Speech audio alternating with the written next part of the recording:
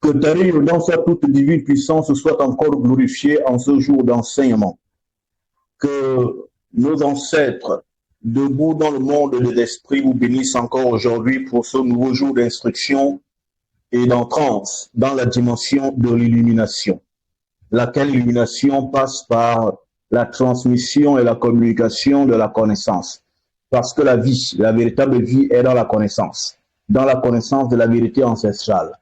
Et c'est pourquoi aujourd'hui, quelque part, je disais, vous ne pouvez point aspirer à la vie éternelle si déjà ce qui vous y conduit, vous ne le connaissez pas. Vous ne pouvez pas vous agenouiller devant des évidences, devant des dieux, des divinités que vous ne connaissez pas.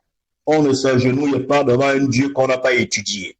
Dans l'eau préalabilité, vous devez d'abord étudier le Dieu que l'on vous propose. Vous devez d'abord étudier le Dieu que l'on vous annonce.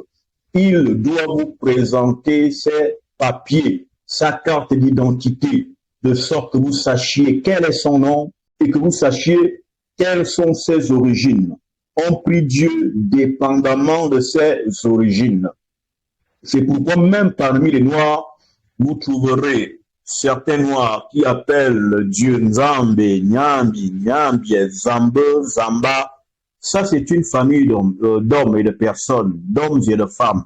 Et dans d'autres cieux, vous trouverez d'autres manières d'appeler. Et l'unicité ou la mêmeté du Dieu que vous priez se trouve dans les manières que vous l'appelez, parce que le Dieu que vous priez se trouve dans l'expérimental, l'expériencisation que vous avez eue de ce Dieu-là, à travers votre ancestralité et au travers de vos expériences, parce que Dieu se connaît par le fait expérientiel. C'est quoi un fait expérientiel? Le fait expérientiel, c'est de vivre la chose dans son être, dans son évidence et d'en tirer, au sortir de ce vécu expérimentalisé, ses propres conclusions. C'est ici dire que l'expériencisation et l'expérimentation sont deux choses distinctes. L'expérimentation est extérieure. Vous expérimentez hors du corps, mais l'expériencisation veut dire que vous faites l'expérience en vivant les choses.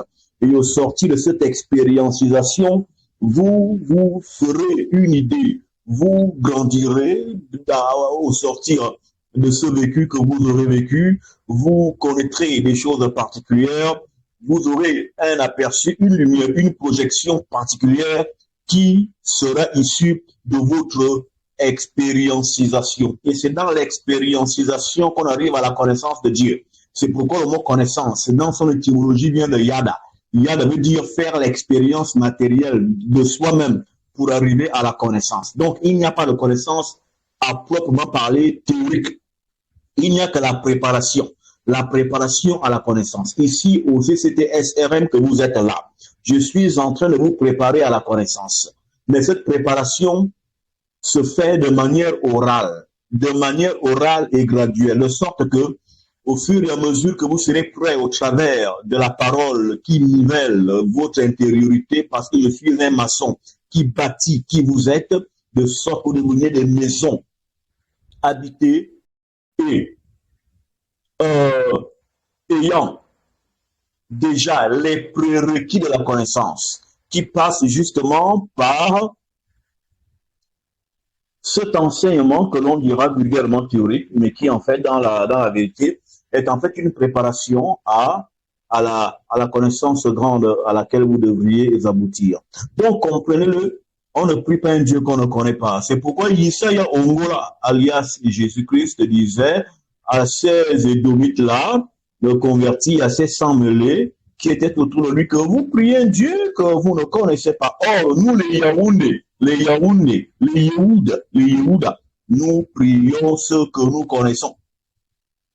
Vous n'avez pas à vous agenouiller devant un Dieu qui ne s'est pas présenté, qui n'a pas présenté sa carte d'identité, qui ne vous a pas dit quel est son pays, quelles sont ses origines. Un Dieu pareil, ne vous agenouillez pas. Ne priez pas un Dieu qui ne s'est pas révélé à vous. Il s'est révélé au voisin, laissez le voisin prier son Dieu. Tant qu'il ne se révèle pas à vous, ne vous présentez pas à lui. Tant qu'il ne se présente pas lui-même en personne à vous, ne le laissez pas entrer dans votre maison.